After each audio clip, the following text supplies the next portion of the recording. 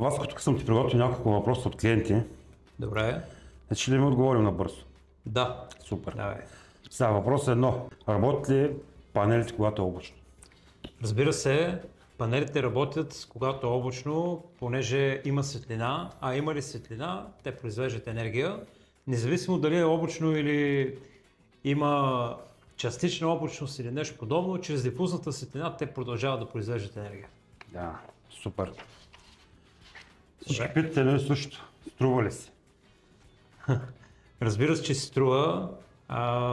Независимо колко е голяма централата, тя винаги произвежда енергия и ще носи спестявания. Една правилно проектирана централа може да покрива нуждите до 90%, независимо колко големи са те. Всичко е въпрос на сметки и на правилно размеряване на централата. Супер. А ще спрат ли да плащат ток хората? Не, най-вероятно няма да спрат да плащат ток изцяло. Една такава система, която да покрива абсолютно цялото потребление, е много голяма инвестиция. Нашата цел е да покриваме сметките на 80 до 90% от цялото годишно потребление, или така да го кажа, да покриваме 10 месеца от годината, в които те ще плащат много минимални сметки. Изключението е декември-януари, когато е лошо времето, много е къс деня и те не произвеждат достатъчно енергия. А за колко време би се избила една добре сметната централа според теб? Една правилно сметната централа, която съдържа и батерии, покрива пиковете потребления, най-високите цени на пазара, избива се в рамките на от 2 до 2,5 години. Смея да твърда, че може и за по-кратък период, но зависи какво е потреблението. Дали използва цялата енергия и колко точно батерии имат. Добре. Кои са грешките, които според теб най-често допускат хората? Ако става въпрос за клиентите, най-честите грешки, които се допускат е, че първо, че се използват най-евтината оферта, а в най-евтината оферта често липсват някои компоненти като молния защита, като заземяване, а те са основната причина да има проблеми с едната централа. Други грешки, които допускат е, че се доверяват да монтират мрежови инвертори, които всъщност не запълват нуждите за бизнес. Това са най-основните грешки. А какво не гледат? Да, много често допускана грешка, също която засегнах преди малко, е, че в една оферта гледат панели, инвертори, батерии, евентуално ако има батерии. Да. А това е 50% от централата. В една централа има кабели, километри кабели, примерно, които свързват панелите с инвертора. Има електроника, която защитава инверторите, която защитава от пожари, която защитава от къси съединения. Има заземителна инсталация, молни защити.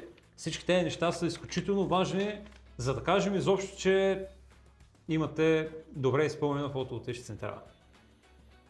Която без тези неща няма гаранция за другите компоненти. Да.